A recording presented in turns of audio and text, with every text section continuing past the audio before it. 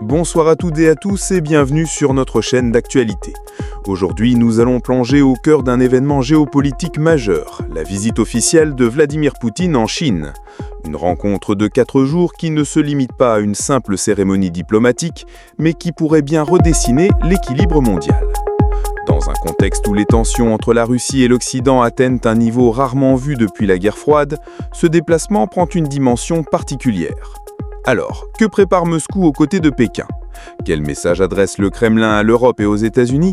Et surtout, devons-nous craindre une escalade militaire qui pourrait plonger le continent européen dans une confrontation directe? C'est ce que nous allons analyser ensemble en détail dans ce reportage. Pour comprendre l'importance de cette visite, il faut revenir sur l'histoire commune des deux pays. Dès les années 1930, l'Union soviétique avait soutenu la Chine face au militarisme japonais. Des conseillers militaires, des milliers d'armes, des centaines d'avions et même des pilotes soviétiques avaient pris part au combat aux côtés de l'arme chinoise. Entre 1937 et 1941, l'URSS fournit plus de 1200 avions, des milliers de pièces d'artillerie et des tonnes de munitions. Des officiers soviétiques participèrent directement aux opérations militaires et plusieurs y laissèrent la vie. Cette entraide militaire a forgé une mémoire commune, souvent rappelée par les dirigeants des deux pays.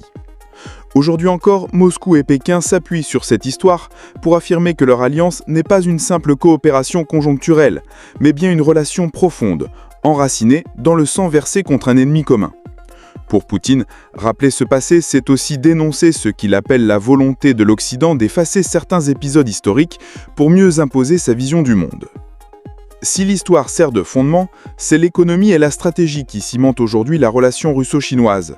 Le commerce entre les deux pays a atteint des niveaux records. La Russie est devenue l'un des principaux fournisseurs d'énergie de la Chine, qu'il s'agisse de pétrole, de gaz ou de charbon. Le fameux gazoduc Force de Sibérie illustre parfaitement cette interdépendance croissante. Au-delà de l'énergie, les secteurs agricoles et industriels se renforcent. La Chine importe massivement du blé russe, tandis que Moscou bénéficie de la puissance technologique chinoise dans les domaines de l'électronique et des télécommunications. Mais la coopération ne s'arrête pas là. En 2024, près de 2,8 millions de touristes ont voyagé entre les deux pays, soit une hausse de 250% par rapport à l'année précédente. Les échanges culturels se multiplient, festivals, expositions, représentations théâtrales. Même le sport devient un terrain de coopération.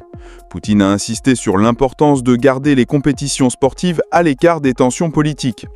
Ce foisonnement d'initiatives démontre une volonté claire, créer une relation multidimensionnelle qui dépasse largement la simple alliance militaire ou économique. Un autre point central de l'entretien de Poutine concerne la gouvernance internationale.